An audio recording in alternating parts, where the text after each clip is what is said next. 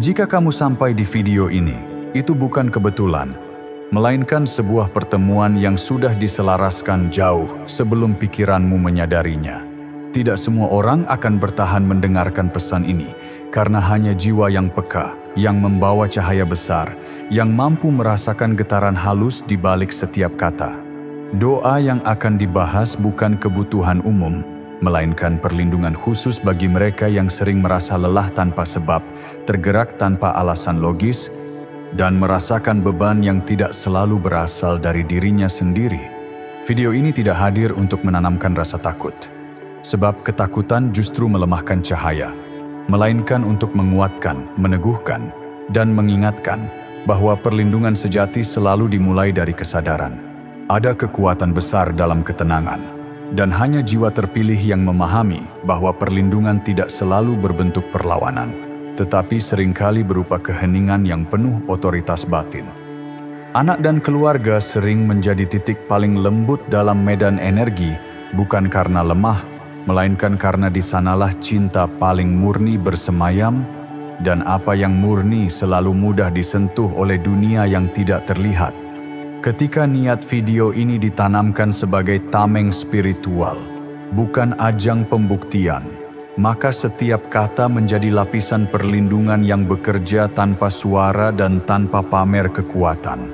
Jika ada sesuatu yang bergetar di dadamu saat mendengarkan bagian ini, perasaan hangat, haru, atau justru keheningan yang dalam, izinkan dirimu mengakuinya dengan jujur. Tuliskan di kolom komentar apa yang kamu rasakan saat ini. Bukan untuk dihakimi, tetapi sebagai penanda bahwa jiwamu hadir sepenuhnya. Sebab seringkali, penguatan terbesar dimulai ketika sebuah jiwa berani bersaksi atas getaran yang ia rasakan sendiri.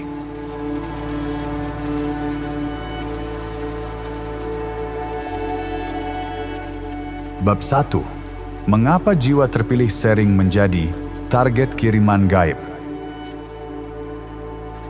Jiwa terpilih memancarkan frekuensi cahaya yang tinggi, bukan karena ingin terlihat berbeda, melainkan karena proses batin yang panjang, luka yang diterima dengan kesadaran, serta niat hidup yang terus diselaraskan dengan kebaikan.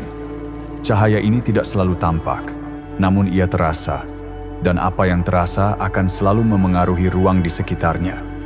Dalam hukum spiritual, cahaya yang kuat akan menarik perhatian, sebagaimana api kecil di tengah gelap akan memanggil segala arah pandangan. Inilah sebabnya, mengapa jiwa terpilih sering merasa hidupnya tidak pernah benar-benar sepi dari ujian, karena setiap peningkatan kesadaran otomatis menaikkan getaran yang terpancar keluar. Dunia tak kasat mata tidak bergerak berdasarkan kebetulan atau nasib buta, melainkan bekerja dengan prinsip tarik-menarik energi. Apa yang sefrekuensi akan saling mendekat, dan apa yang berlawanan akan saling menguji. Ketika cahaya meningkat, maka medan energi di sekitarnya ikut berubah, menciptakan riak yang terasa hingga ke lapisan yang tidak terlihat oleh mata. Pada titik inilah, berbagai bentuk gangguan bisa muncul, bukan selalu sebagai serangan, tetapi sebagai respons alam terhadap perubahan frekuensi. Banyak jiwa terpilih keliru mengira semua ini adalah hukuman, padahal sesungguhnya itu adalah tanda bahwa kesadarannya sedang bertumbuh. Anak dan keluarga kerap menjadi jalur pintas untuk melemahkan jiwa terpilih, karena di sanalah pusat cinta dan keterikatan paling dalam berada. Ketika seseorang kuat secara batin, jalur langsung sering kali tertutup, sehingga energi yang tidak selaras mencari celah melalui apa yang paling dicintai. Bukan karena anak dan keluarga lemah, melainkan karena hubungan batin yang tulus menciptakan ikatan energi yang sangat terbuka. Disinilah banyak jiwa terpilih diuji. Apakah ia tetap berdiri dalam kesadaran atau larut dalam ketakutan yang perlahan menggerogoti kekuatannya sendiri? Fakta spiritual yang jarang dibahas adalah bahwa serangan gaib lebih sering muncul saat seseorang sedang naik level, bukan ketika ia jatuh. Saat batin meningkat, struktur energi lama yang tidak selaras akan runtuh, dan proses runtuh ini kerap terasa sebagai gangguan. Tidak semua yang mengusik berasal dari niat jahat manusia. Sebagian besar justru merupakan benturan energi antara frekuensi lama dan frekuensi baru yang sedang dibangun.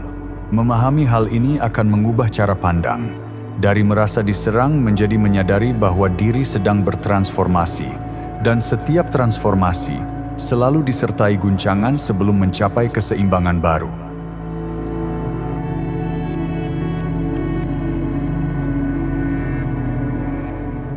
Bab 2. Tanda-tanda halus kiriman gaib pada anak dan keluarga. Tanda-tanda halus kiriman gaib seringkali tidak hadir dalam bentuk yang menakutkan, justru muncul sebagai perubahan kecil yang dianggap sepele oleh kebanyakan orang. Jiwa terpilih biasanya merasakan keganjilan terlebih dahulu sebelum akal menemukan penjelasan. Anak mendadak gelisah tanpa sebab jelas, keluarga terasa mudah tersulut emosi, atau suasana rumah yang sebelumnya hangat berubah menjadi berat dan sunyi. Semua ini bukan kebetulan, melainkan sinyal awal bahwa ada pergeseran energi yang sedang terjadi. Dunia spiritual jarang memberi peringatan dengan suara keras, ia lebih sering berbisik melalui perubahan rasa.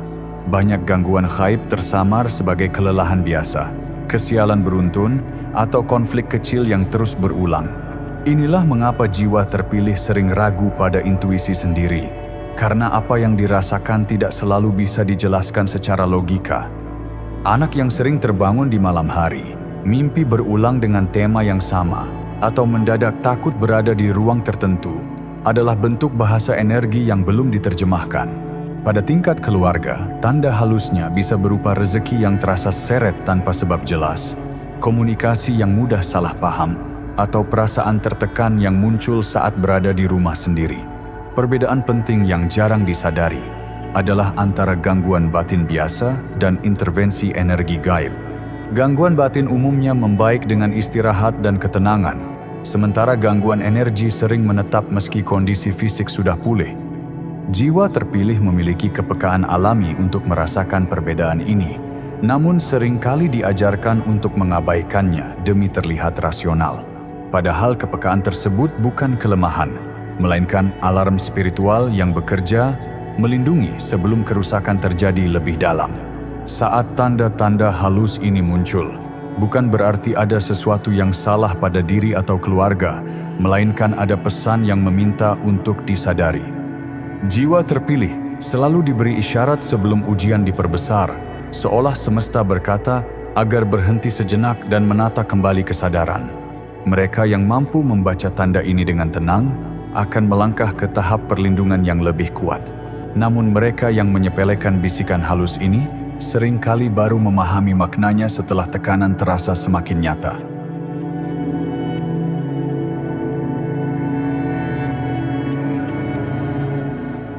Bab 3. Kesalahan umum saat melawan kiriman gaib. Kesalahan paling umum saat menghadapi kiriman gaib adalah terjebak pada pertanyaan tentang siapa pelakunya. Pikiran yang terus mencari sumber serangan tanpa disadari mengikat kesadaran pada energi yang sama dengan gangguan itu sendiri. Fokus yang berlebihan pada pelaku justru memperpanjang keterhubungan batin, seolah memberi jalur terbuka agar energi tersebut tetap memiliki alamat. Dalam hukum spiritual, apa yang terus dipikirkan akan terus terhubung, dan keterhubungan inilah yang sering disalahartikan sebagai perlawanan, padahal sejatinya adalah undangan halus bagi gangguan untuk bertahan lebih lama. Kesalahan berikutnya adalah membiarkan emosi berlebihan mengambil alih kesadaran. Marah, dendam, dan keinginan membalas sering muncul karena rasa tidak adil, namun emosi semacam ini justru membuka celah energi paling lebar. Ketika batin bergejolak, pagar ruhani melemah dengan sendirinya, membuat perlindungan alami runtuh tanpa disadari. Banyak jiwa terpilih tidak jatuh karena serangan itu sendiri, melainkan karena reaksi emosional yang menguras energi dan menurunkan frekuensi cahaya yang sebelumnya kokoh. Ada pula kesalahan lain yang jarang disadari, yaitu menguji diri dengan ritual tanpa ilmu dan kesiapan batin. Keinginan untuk segera membuktikan kekuatan seringkali berasal dari ego yang terluka, bukan dari kesadaran yang matang. Dunia spiritual bukan ruang percobaan, karena setiap tindakan memiliki konsekuensi energi. Ritual yang dilakukan tanpa pemahaman justru dapat membuka lapisan yang seharusnya tetap tertutup. membuat gangguan yang semula kecil menjadi semakin kompleks dan sulit dinetralkan. Rahasia spiritual yang jarang dibicarakan adalah bahwa dunia gaib tidak dilawan dengan kekuatan, melainkan dengan ketenangan dan otoritas ruhani. Otoritas ini lahir dari keselarasan batin dengan Tuhan, bukan dari hafalan atau simbol lahiriah. Doa bukan mantra yang diulang untuk memaksa keadaan, melainkan perintah halus dari ruh yang sudah tunduk dan percaya sepenuhnya. Ketika doa diucapkan dari ruang batin yang tenang dan selaras, tidak ada energi yang berani melanggar batas, karena yang berbicara bukan lagi ego, melainkan kesadaran yang berdiri di bawah perlindungan ilahi.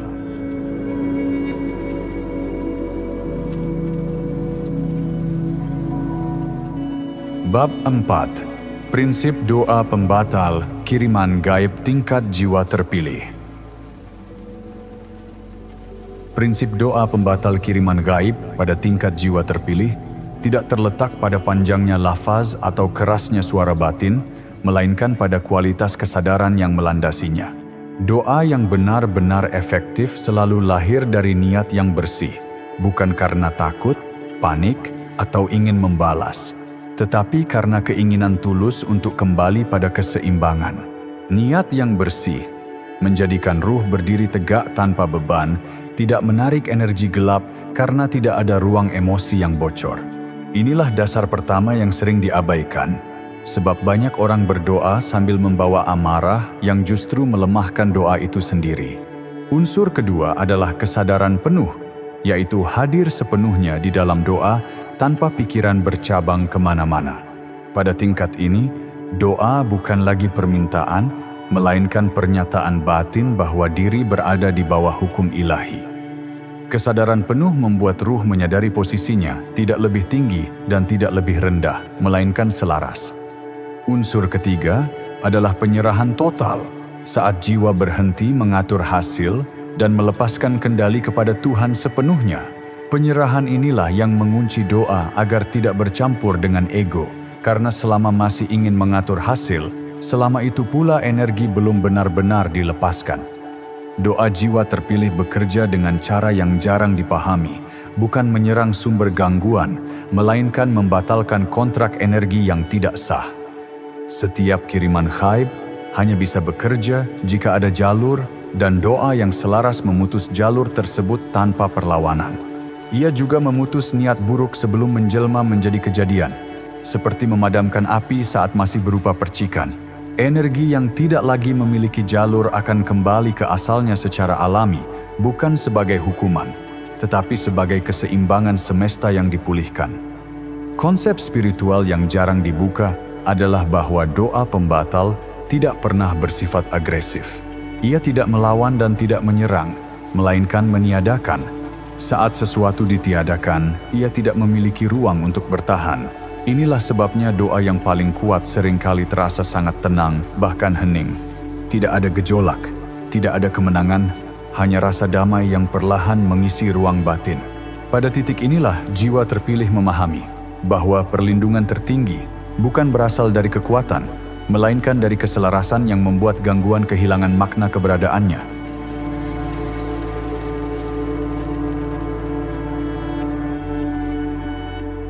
Bab 5. Doa khusus, pembatal kiriman gaib untuk anak dan keluarga. Keheningan batin menjadi pintu awal sebelum doa ini bekerja, karena ketenangan adalah bahasa yang paling mudah dipahami oleh dunia ruhani. Tidak ada yang perlu ditegangkan, tidak ada yang harus dilawan. Sebab doa ini hadir sebagai pelukan perlindungan, bukan sebagai senjata. Keamanan doa ini terletak pada niatnya yang murni, sehingga tidak menimbulkan karma balik atau keterikatan energi apapun. Apa yang dilakukan di sini bukan mengirim balik, melainkan menutup dan memulihkan, sehingga tidak ada satupun getaran yang tersisa untuk berbalik arah. Di dalam batin, penyebutan nama anak dan anggota keluarga menjadi kunci personalisasi doa, bukan untuk mengikat, tetapi untuk mengenali.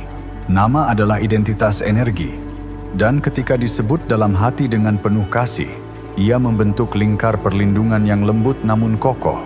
Pada saat yang sama, kesadaran diarahkan untuk membayangkan cahaya melingkupi rumah, bukan sebagai imajinasi kosong, melainkan sebagai simbol keselarasan antara ruang fisik dan ruhani. Cahaya ini tidak memaksa apapun, ia hanya menempati ruang yang memang seharusnya menjadi milik ketenangan. Fungsi utama doa ini adalah menutup celah energi pada anak yang masih terbuka secara alami karena kepolosan dan kepekaan mereka. Ketika celah tertutup, gangguan kehilangan pintu masuk tanpa perlu diusir. Doa ini juga menguatkan pagar ruh keluarga, menjadikan ikatan batin sebagai benteng yang hidup dan bernapas. Pagar ini tidak kaku, tetapi lentur, mampu menyesuaikan diri tanpa retak saat diuji. Dengan demikian, jalur masuk energi negatif terkunci secara alami, bukan karena dipaksa, melainkan karena tidak lagi relevan dengan frekuensi yang ada. Catatan terpenting dari doa ini adalah sikap batin saat melakukannya. Kerendahan hati membuat doa mengalir tanpa hambatan, sementara rasa takut justru mengaburkan niat. Doa yang dibaca dengan rendah hati membawa pesan bahwa diri percaya sepenuhnya pada perlindungan ilahi. Pada titik ini, perlindungan tidak lagi terasa sebagai usaha, melainkan sebagai keadaan yang menyatu dengan kehidupan sehari-hari, tenang, stabil, dan menjaga tanpa perlu diumumkan.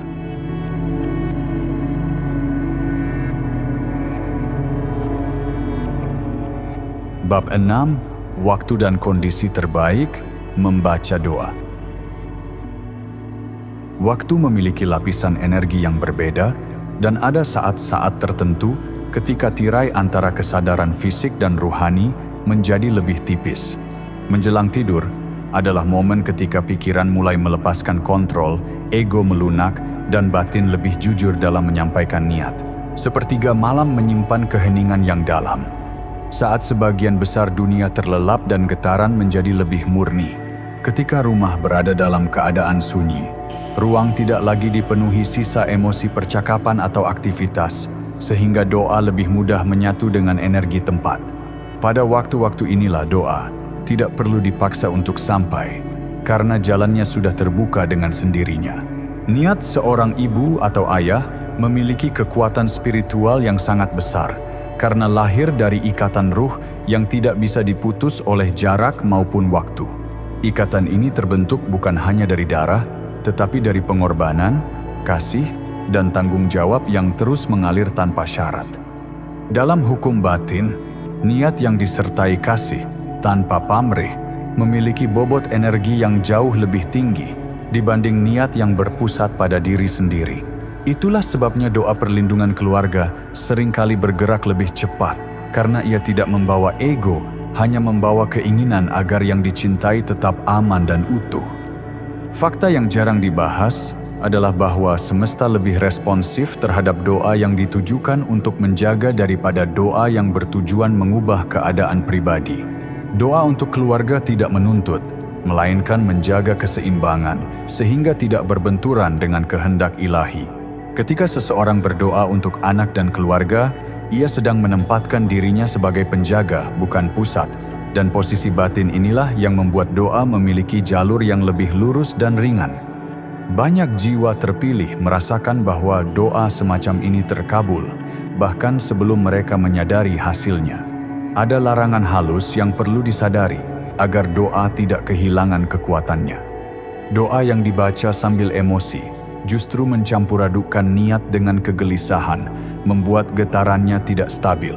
Demikian pula doa yang dijadikan uji coba, seolah ingin melihat apakah ia bekerja atau tidak, akan melemahkan keselarasan batin. Doa pada tingkat ini bukan alat pembuktian, melainkan pernyataan kepercayaan. Ketika kepercayaan itu utuh, doa tidak perlu diuji, karena ia sudah bekerja pada lapisan yang lebih dalam dari sekadar hasil yang kasat mata.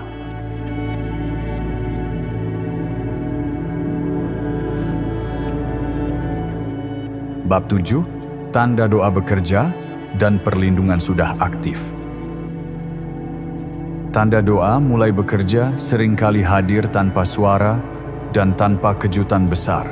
Anak menjadi lebih tenang, bukan karena dunia mendadak sempurna, tetapi karena lapisan perlindungan telah menutup celah yang sebelumnya terbuka. Rumah terasa lebih ringan, seolah udara di dalamnya kembali bernapas dengan wajar, tidak menekan dan tidak mengikat. Jiwa pun merasakan kedamaian yang muncul tanpa sebab yang bisa dijelaskan, sebuah rasa aman yang tidak bergantung pada keadaan luar.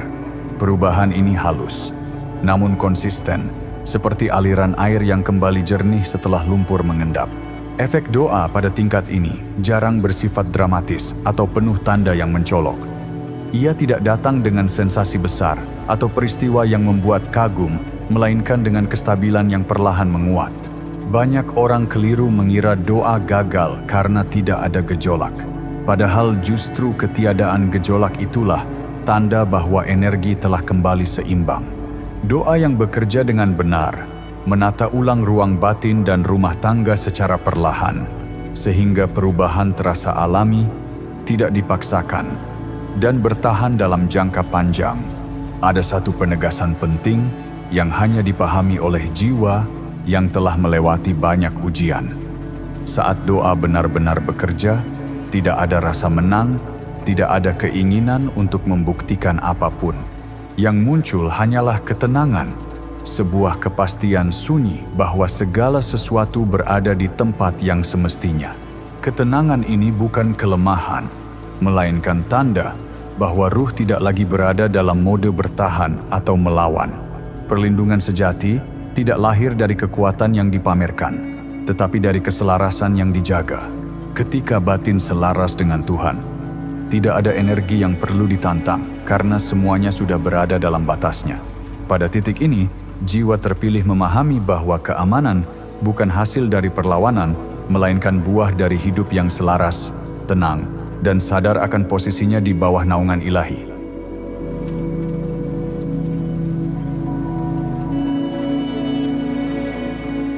Penutup, pesan untuk jiwa terpilih. Tidak ada satupun perjalanan jiwa yang benar-benar ditempuh sendirian, meski seringkali terasa sunyi dan berat. Kamu tidak sendiri, dan keluargamu tidak selemah yang mungkin pernah kamu bayangkan dalam saat rapuh. Ada kekuatan yang bekerja jauh melampaui apa yang tampak, menjaga setiap langkah yang lahir dari niat baik. Cahaya besar tidak pernah dibiarkan berjalan tanpa penjagaan, karena setiap cahaya memiliki tempatnya sendiri di bawah pengawasan langit, meski prosesnya kadang harus ditempuh dengan keheningan dan kesabaran. Simpan video ini sebagai pengingat bahwa perlindungan tidak selalu datang dalam bentuk yang terlihat, dan bagikan hanya kepada mereka yang siap secara batin untuk menerimanya. Tidak semua jiwa perlu memahami pesan ini pada waktu yang sama, karena setiap kesadaran memiliki ritmenya sendiri. Jika niatmu murni, tidak ada satupun energi gelap yang bisa melewati cahaya Tuhan.